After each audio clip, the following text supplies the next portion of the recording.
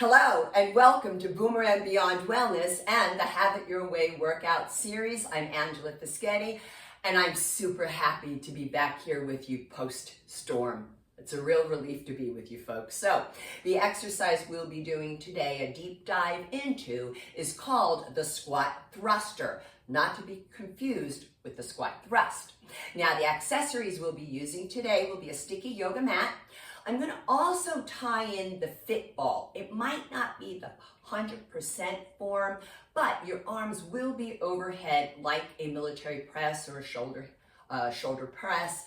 And why I'm using them lately, instead of just your own sense of body resistance, is because they do help with form. Like I said, they don't add any additional weight. I'll also be using an exercise tube with extender handles clipped on. It's a good idea to get those for those who are 5'6" or above. And I'll also be using one pair of 12-pound weights. Now we're going to move right into the medical disclaimers and precautionary measures. Folks, if you have any chronic concern at all, you are invited to preview the video before participating. In fact, I strongly encourage you do this and look for what you can do. However, if you're not sure, then I would invite the medical healthcare practitioner who knows your body best to preview the video as well to help you make an informed decision. So now some of the issues I want to address. If you have a latex allergy, be careful, because the mat, the fit ball or the Pilates ball, even the exercise tube, they are all made out of latex, so you do want to look for non-latex or latex-free.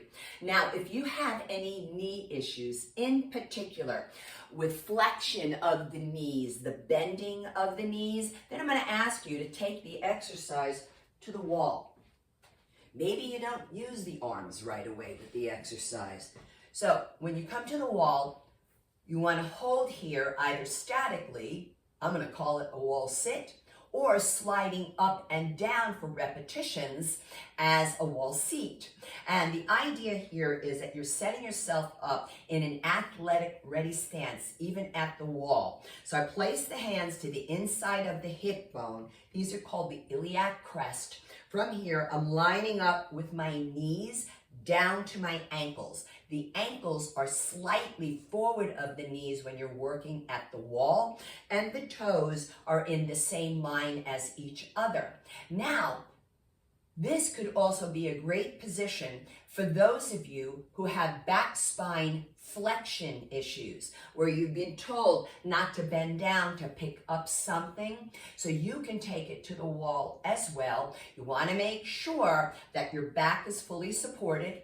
Now, people with osteoporosis of the spine and the postural deviation known as hyperkyphosis, which is kind of that hunched appearance, you folks may have been advised to avoid forward bending as well. So this could be a great alternative. However, for those of you with hyperkyphosis, you're going to have a bit of a forward head posture. We don't want that. So what I'd like you to do is get a nice thick towel, roll it up, and place it behind your head, not your neck, behind your head, and you press your head back to the wall. So just by coming to the wall, you help yourselves with 4 different chronic health concerns. Also, if you have, if you're medicated or not for hypertension, have vertigo or GERD, please avoid this position of the cervical spine of the neck. It's pretty simple. You don't want to drop your head down. So you folks want to keep that head neutral. Now, I'm going to tell you that a lot of people don't trust themselves when they're training, and they think looking at their body parts, like looking down at the feet, is helpful. It's really not. Maybe I'm just going to check that my toes are in the same line as each other, but beyond that, you know, I know I'm standing and I'm standing tall. So trust yourself with that. Also, if you have carpal tunnel syndrome, you do want to avoid this wrist position, wrist extension. Doesn't matter where the arms are or the forearms. And a lot of times when people work with exercise tubing, they go into wrist extension. So please be be careful of that. Also, if you have pinched nerve at the neck, rotator cuff muscle issues, and I'm going to re-invite those of you who are medicated or not for hypertension back into the conversation, because all of you may have been told not to lift your arms overhead. You may have been told not to put anything with weight overhead as well. So for you folks, you're going to work with your arms like so, 10 to 15 degrees away from the sides of the body, and you're going to come out into delt abduction, ABD, going away from the midline of the body, and then into delt adduction, ADD, going toward the midline. Notice I'm still that 10 to 15 degrees away when I lower and when I bring the arms out and up. This is so you minimize the use of your rotator cuff muscles, and in particular the supraspinatus, because that's the pesky one that injures very easily, particularly on females. So you folks, you take that delt abduction, adduction, you won't be able to use your fit ball for that, but that's okay. You just make sure you move slowly through the movement. Also, because we're going to be holding the tubing and also the weights like so, well, you know, I'm isometrically in a bicep curl right here, aren't I? So those of you with medial epicondylitis, which is golfer's elbow, or lateral epicondylitis, tennis elbow, please, you do need to talk to your medical practitioner to determine if this exercise is appropriate for you or not. And the reason is because there are many different symptoms. It seems to be quite individual when it comes to those two issues. So I'm just checking my notes here for you and making sure that I covered all of these issues. And remember, these are all chronic health concerns, so please preview the video before participating.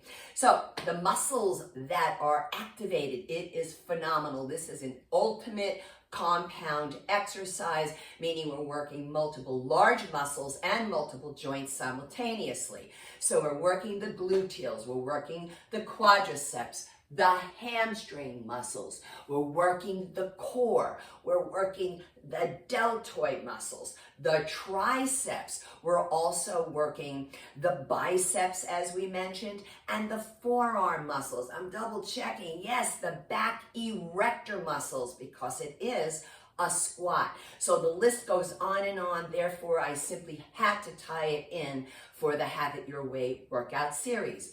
The activities of daily living that are affected by this would be what I call those 3 C's: getting up and down out of a chair, in and out of your car seat, and frankly, up and down from the commode. It's also an excellent exercise to help you carry things, maybe your groceries, and maybe even you want to be able to carry your loved ones, your little grandchildren or your children.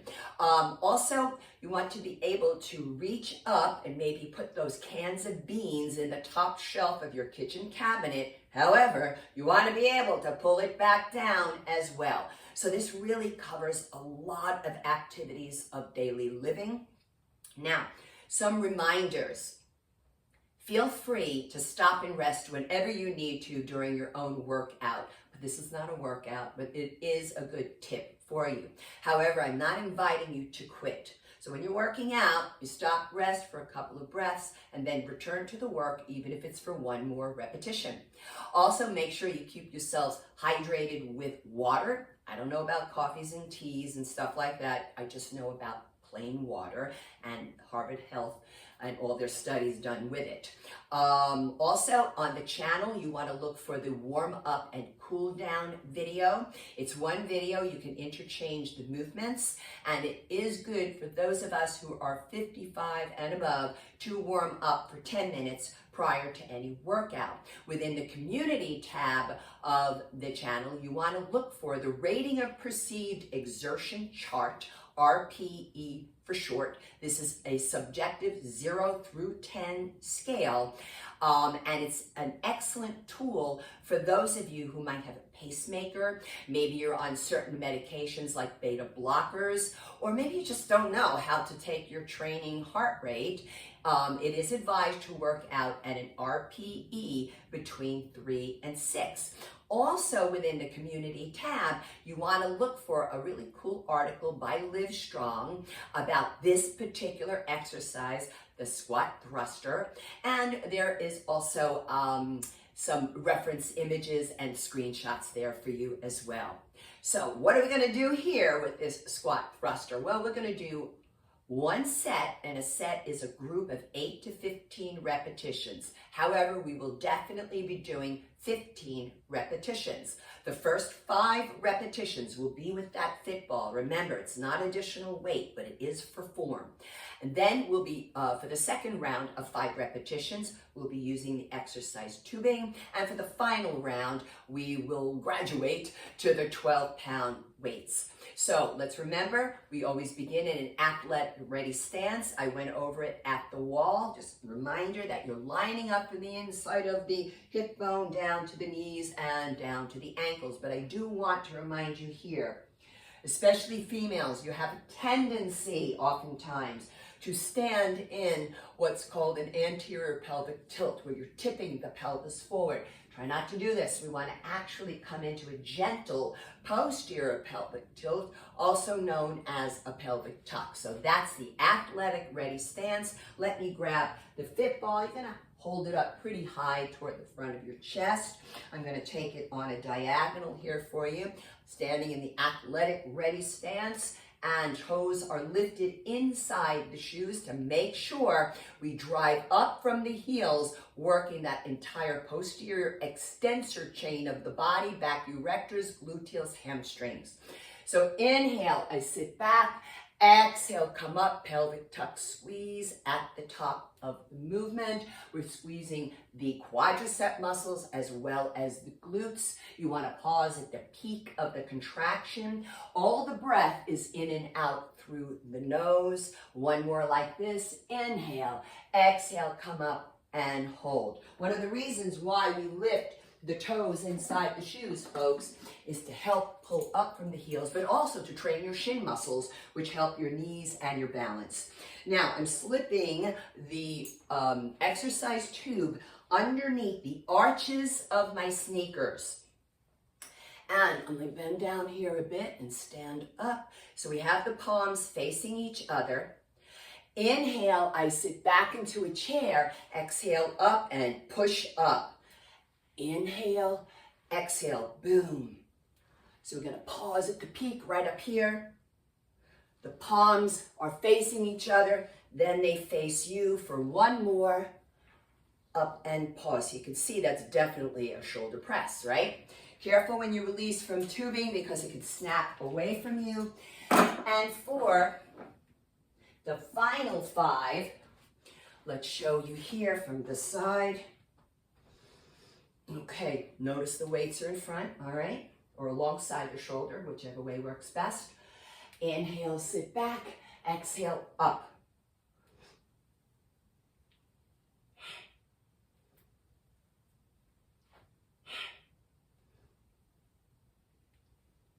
One more. And carefully lower them down. Woo! And that will bring that heart rate up, because it is a compound movement. And this is real rate of breathlessness, folks. So, it felt great though. So anyhow, that's what we have for you today here at Boomer and Beyond Wellness. And folks, I invite you to subscribe to my free monthly newsletter. You do this by going to the subscribe tab, yes, on my website, which is boomerandbeyondwellness.com. I'll repeat it, boomerandbeyondwellness.com. And I also am asking if you could please consider subscribing to the channel, perhaps giving it a kind comment, sharing the videos, and don't forget to hit that notification bell. So until next time, eat your greens, eat your beans, drink your water, and be well. Thank you.